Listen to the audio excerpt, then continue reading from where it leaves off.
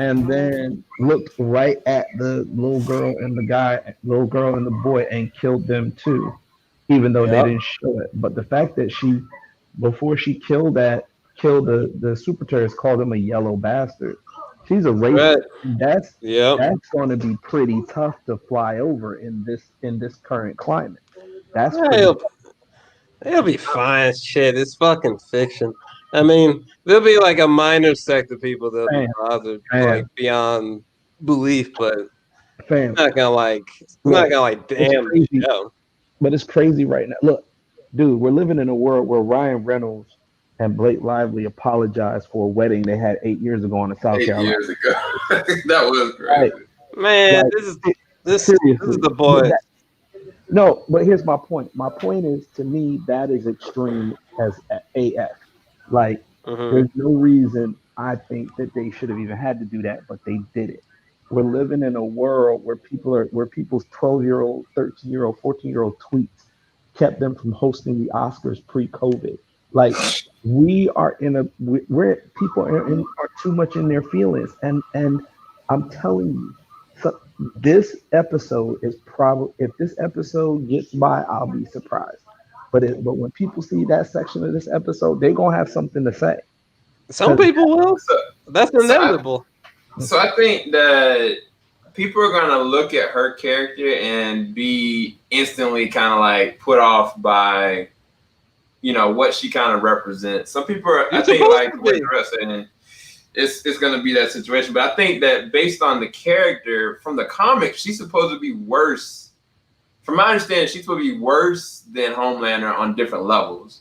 But I don't know how much of it because I haven't read the comics themselves. Either way, she's on the same level of disdain and hatred that Homelander is. Because Homelander, this man legit went into a plane, was like, yeah, you know what? I can't really save anybody. He was like, yo, get back in there. I'm going to kill you if you don't stay. He let the whole thing crash and he took the credit for it. So, I mean, it's like the show is built around this kind of levels of evil. It's just the sensitivity of people watching this are definitely going to be very apprehensive of that character. I know that for a fact. But oh they're yeah, going to still watch the show. Man, They're what, still what we gonna, saw, they're still going to what watch we it. saw, yeah, what we saw in Lovecraft was was worse. It was just framed differently. yeah. But Lovecraft is, well. First off, Lovecraft is a period piece. So we're it expecting the don't matter. racism. Racism is racism. Terrell, hang on. Lovecraft is a period piece, and folks are expecting the racism there. It's in 1950s or 60s. We know what that is. Okay, this is supposed to be current day, and on top of that, with Lovecraft, let's remember Jordan Peele's name is behind that. Either way, the boys with this being and you're dealing in a situation where we're already having this kind of climate, this racial climate with black people in general, and then on top of which we're also dealing with a quote unquote racial climate with Asians people because of COVID. Like, people definitely blame Asians for COVID.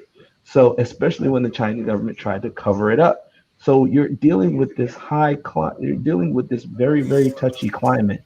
And because she literally looked at that dude and called him a yellow bastard and snapped his neck, I think that's not gonna fly.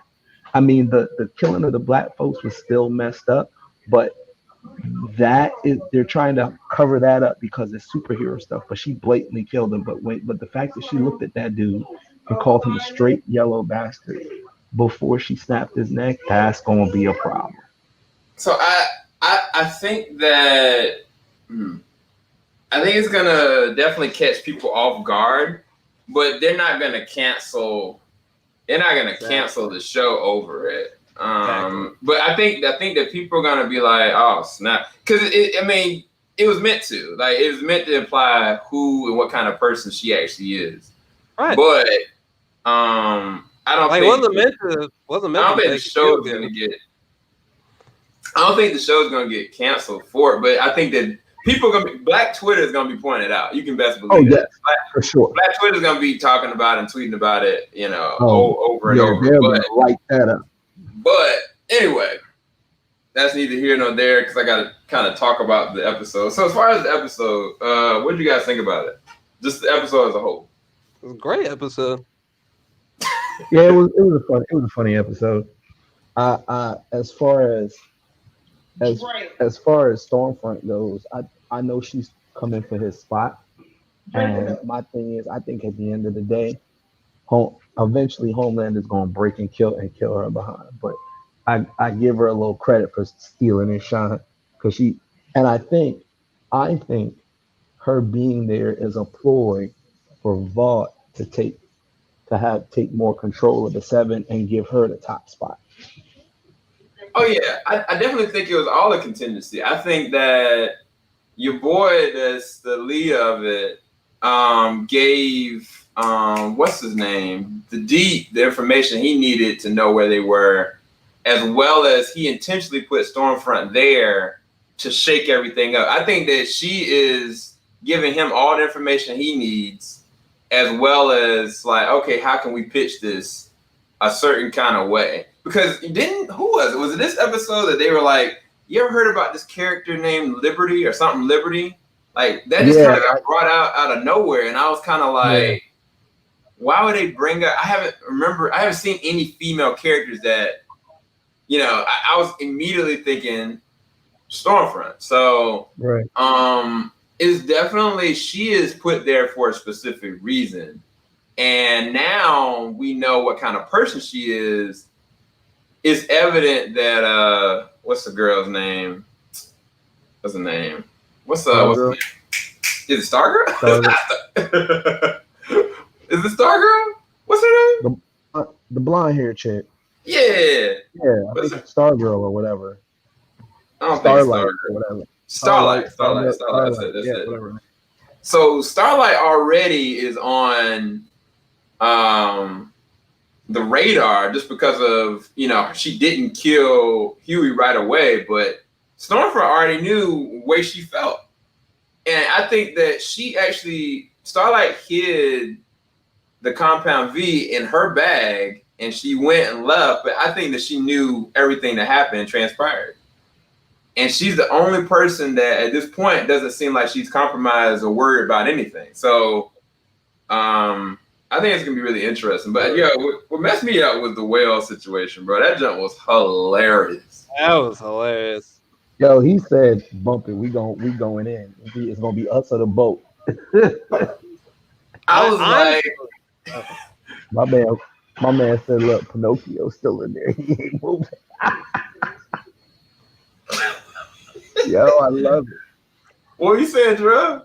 No, I was just saying. I think it's so far has been almost like exceeding expectations. I think it's been great so far. Yeah, I definitely think the second season is hitting harder than the first season.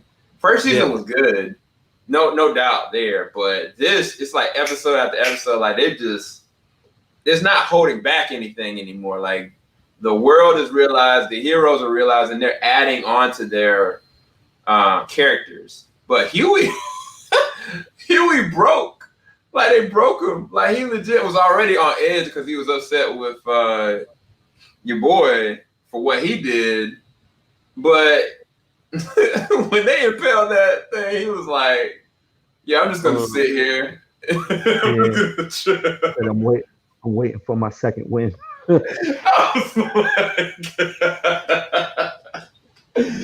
Well, it would have been perfect, honestly. I think that they should have had him have a moment where he just kind of threw up in the well and just kind of just sat there. That would have been perfect. Look, I was still bugging off the hand that was chilling right by him because I thought that was somebody in the group until I realized everybody walked off that sucker with both their hands. I'm like, yo, whose arm is this, son? Why is he dangling by your head? But yeah, everybody had his back though. Everybody was trying to motivate him and get him where he needed to go. But I don't know, man. It's just interesting that the person that did stand up for him was Butcher, though. I'm glad that he made that move because he sure enough was about to die. Yo, because the dude, what's his name in the Public Enemy shirt, man? He finally spoke up. Like he should have been spoke up for that dude. That dude, first off, I'm kind of with Huey on this. Yo, you left them cats for dead and came back like it wasn't no dang thing. Like Yeah, at that point, and then the least person you expect to come back and save you comes back and saves you, and you don't stick up for that dude. Like, come on, yeah, that's crazy to me. That's crazy to yeah. me. Then his behind gets to do the one thing they haven't been able to do for years and expose Vought and the superheroes. That like you got to give that dude some credit. I think So he just one, mad he didn't do it.